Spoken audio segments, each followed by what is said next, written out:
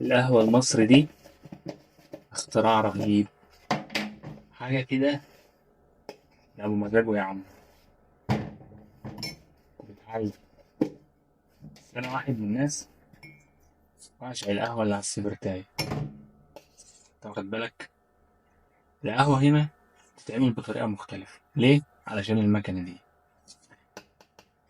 وبعدين مفيش وقت نعملها على السبرتاية. فهمت عليا؟ أنا بعمل إيه بقى؟ بنجز.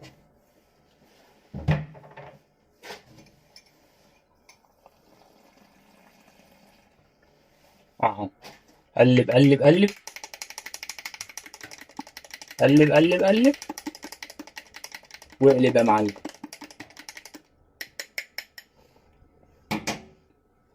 حط هنا كده، ركب في الماشين. سمع التين، تتمزج ومع نفسك وعيش. طبعا الماكينة بتاخد وقت، بتغلي السبرتاية على الرايق، على الهادي، تشرب فنجان قهوة على المظبوط. بس لازم المضطر. أنا من عشاق بن أبو عوف، ودي قهوة اسمها محمد أفندي، قهوة تركي، جبتها من هنا. بصراحة ما عجبتنيش، بس في ناس كتير بتشكر فيها. عايز أقول لك بقى إن اللي جوه القهوة دي، اللي جوه العلبة دي أصلا مش محمد أفندي، ده بن تاني خالص. باجة. اللي عارف باجة بيقول لي في الكومنتات. ودينا بنجرب، لازم نجرب. يلا يا ماما، ورانا شغل. وانتوا عاملين ايه؟